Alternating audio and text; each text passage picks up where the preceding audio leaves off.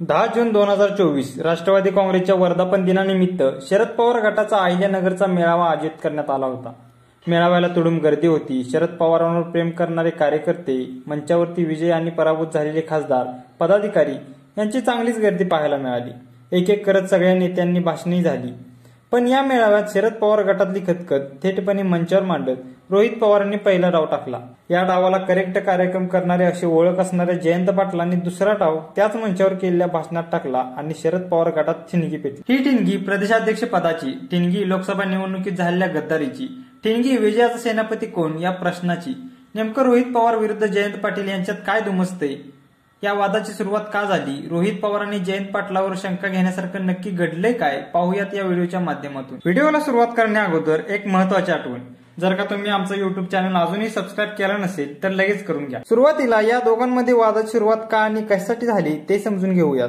लोकसभा निवडणुकीचा निकाल लागला। या निकालात शरद पवार गटानं लढवलेल्या 10 जागांपैकी त्यांचे तब्बल 8 खासदार निवडून आले। त्यामुळे शरद पवारांचा स्ट्राईक रेट हा तब्बल 80% राहिलाय। महाराष्ट्रात केंद्र आणि राज्यातल्या भाजपविषयी असलेला असंतोष, शरद पवारांचा पक्ष भाजपनं फोडल्यामुळे निर्माण झालेली सहानुभूती, महाविकास आघाडीची बांधलेली एकत्रित मूठ, मराठा आरक्षणाचा महाराष्ट्रभर गाजलेला विषय आणि उद्धव ठाकरेंविषयीची सहानुभूती, अशा अनेक कारणांनी हे यश महाविकास आघाडीला आणि पवारांना मिळाल्याचं सांगितलं जाते। पण या मिळालेल्या यशानंतर त्या यशाचं श्रेय घेण्यासाठी सुद्धा स्पर्धाच लागली। म्हणजे प्रदेशाध्यक्ष म्हणून जयंत पाटील यांचा सेनापती असा उल्लेख करत त्यांनी घेतलेल्या 100 सभांमुळेच राष्ट्रवादीचे 8 खासदार निवडून आल्याचा दावा जयंत पाटलांचे कार्यकर्ते करत राहिले। सोशल मीडियावरही काही ठिकाणी बॅनर लावून जयंत पाटलांचा सेनापती असा प्रचार चालू झाला। आता याच वेळी रोहित पवारांच्या कार्यकर्त्यांनी सुद्धा हा विजय रोहित पवारांच्या संघर्ष यात्रेमुळेच मिळवणं सोपं झालं, त्यांनी अजित पवार आणि भाजपला अंगावर घेतलं, ही लाईन धरत रोहित पवारांच्या कामगिरीचा गवगवा करणारी 2 ते 3 आर्टिकल्स पेपरात छापून आली। त्याच दरम्यान इकडे रोहित पवारांनी या सगळ्या घडामोडींवर थेटपणे भाष्य न करता सातारा लोकसभा आणि रावेर लोकसभा या 2 ठिकाणचे उमेदवार नक्की का पडले, पक्ष संघटना तिथं कशी कमी पडली, असे आरोप ट्विटरच्या माध्यमातून करायला सुरुवात केली। तसंच आपल्या बाजूचे काही नेते रात्रीच्या अंधारात सत्ताधाऱ्यांना भेटून सेटिंग करत नव्हते ना, याचा देखील शोध घेण्याची गरज आहे, नाहीतर विधानसभेत विश्वासघात होईल, अशी शंका सुद्धा रोहित पवारांनी ट्विटच्या माध्यमातून व्यक्त केली। याच दरम्यान रोहित पवारांच्या कार्यकर्त्यांनी सुद्धा रोहित पवारांना पक्षाचं नेतृत्व द्यावं, त्यांचा लोकसभा विजयात मोठा वाटा आहे अशी मागणी सोशल मीडियावर लावून धरली। बारामतीतल्या विजयानंतर रोहित पवारांच्या आई सुनंदा पवार यांनी सुद्धा बारामतीत रोहितने खूप काम केले असं म्हणत त्याला मोठी जबाबदारी द्या अशी इच्छा बोलून दाखवली। थोडक्यात काय तर कार्यकर्ते, नेते त्यांच्या पातळीवर ही धुसफूस काही प्रमाणात चालू झाली होती। पण या सगळ्याचा परिणाम थेटपणे शरद पवारांसमोर झालेल्या भाषणांमध्ये आरोप प्रत्यारोप करत झाला। सुरुवातीला झालेल्या भाषणात रोहित पवारांनी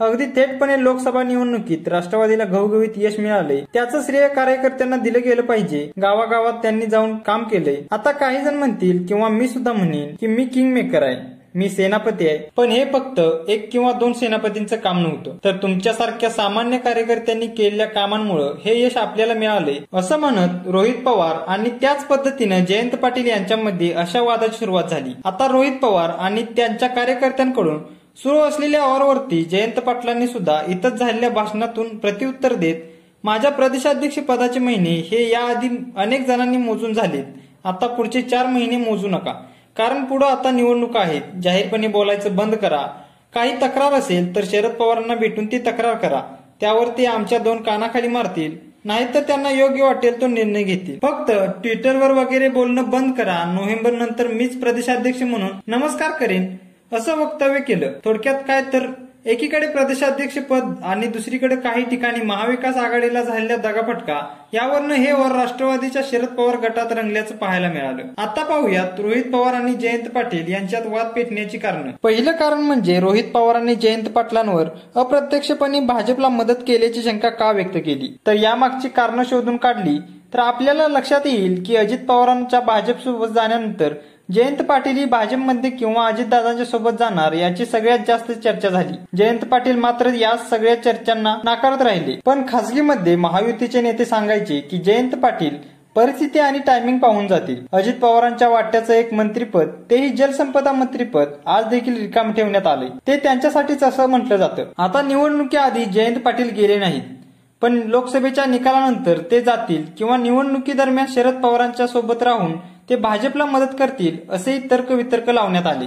भाजपला पश्चिम महाराष्ट्रातल्या काही जागांसाठी जयंत पाटलांची मदत लागणार होती, त्यामुळे ते तिकडे राहून त्यांना मदत करतायत असेही काही आरोप झाले. अगदी त्याचाच एक भाग म्हणून सांगली लोकसभेची जागा ही काँग्रेसला सुटू नये, ही उद्धव ठाकरेंनीच लढवावी म्हणून जयंत पाटलांनी संजय राऊतांना फूस लावली असा सुद्धा आरोप करण्यात आला. सांगलीचे भाजपचे माजी खासदार संजय काका पाटील हे जयंत पाटलांचे जवळचे समजले जातात. अशा वेळी विशाल पाटील विरुद्ध संजय काका पाटील अशी थेटपणे लढत न होऊ देणं, वसंतदादाच्या घराण्याला कुठेतरी मागं टाकणं, ही जागा काँग्रेसला जाऊ न देणं, तिसरा उमेदवार उभा करून संजय काकांचा विजय सोप्पा करणं, या भाजपच्या खेळीमध्ये जयंत पाटलांचा सहभाग असल्याची शंका सांगलीतले पत्रकार व्यक्त करतायत. पण यावेळी अपक्ष विशाल पाटलांना मिळालेली सहानुभूती, संजय काकांविषयी लोकांमध्ये असलेली असंतोष यामुळे ही खेळी फसल्याचं सांगण्यात येतंय. शेवटच्या 2 दिवसात जयंत पाटलांच्या कार्यकर्त्यांनी संजय काकांना मतदान करा असा मेसेज देण्यात आला, असाही आरोप केला जातोय. तुम्हाला काय वाटतं, रोहित पवारांनी जयंत पाटलांवर केलेले आरोप खरे असतील का?